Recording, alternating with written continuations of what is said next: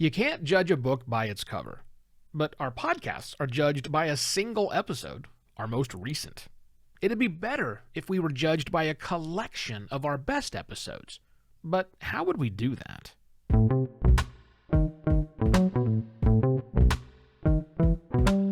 Hello and welcome to another Podcast Pontifications with me, Evo Terra. If you wanted to figure out your most popular episodes, how would you go about doing that? Now, you might be wondering why this is important, and it's important for a number of reasons, I think. First is just putting your best foot forward, I should say, for brand new listeners. Podcasting's reliance on reverse chronological order listing of our episodes means that the newest episode is the episode that is heard most often by brand new people. And that may not be your best episode. Heck, it might not even be an episode that is indicative of what a good episode for your podcast is. It might even not even be an episode of your podcast at all. If you knew which episodes were most popular for your listeners, you'd have a nice Start Here collection to brand new listeners. That'd be cool. Another idea would be assembling a collection to submit to awards competitions. Doing it with a single episode isn't great. And even if you are creating a customized or curating out your single episode that samples from other episodes of your show, it's not a good way to tell whether your podcast is good, bad, or indifferent, right? It's just not the right feel. However, if you had a collection of episodes, I don't know, say 3 episodes, 5 episodes, 10 episodes, whatever, that you could then submit that group to the awards committee, they in turn could make a much more informed decision on whether your podcast is, the whole podcast is worthy of an award or not. That also might encourage some innovation with the podcast listening apps out there. Just think how popular best of or greatest hits collections are for music. We could do the same thing for podcasts, really. We could go through, figure out which are the best episodes, and then give them to a brand new listener. That new listener then listens to your best of collection. And here's the cool part. When they get to the end of the best of collection, if they get all the way to the end, then their subscription automatically switches over to the main show feed. And they start picking up new episodes right away because now they're in. They went through all, they're invested. That'd be kind of cool.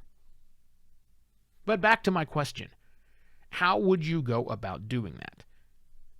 Would you base it on downloads? Well, I suppose that's a start. I think we put way too much emphasis on downloads, and a goodly number of those downloads are automated, so I'm skeptical. But still, it's a start.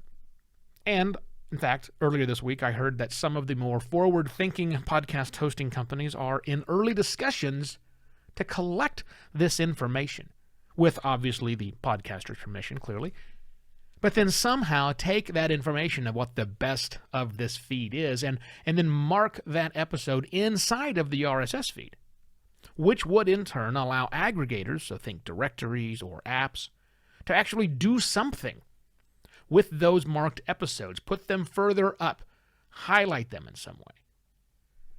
Now, of course, speaking of apps, they actually have better data than your podcast hosting company. They actually have play data, backup data, rewind, skip data, all of that stuff. So perhaps forward-thinking apps could use their own internal data and blend it with this information that these hosting companies are thinking of providing. But also, what about external factors for popularity of a podcast episode? Maybe like quantity of shares across social media?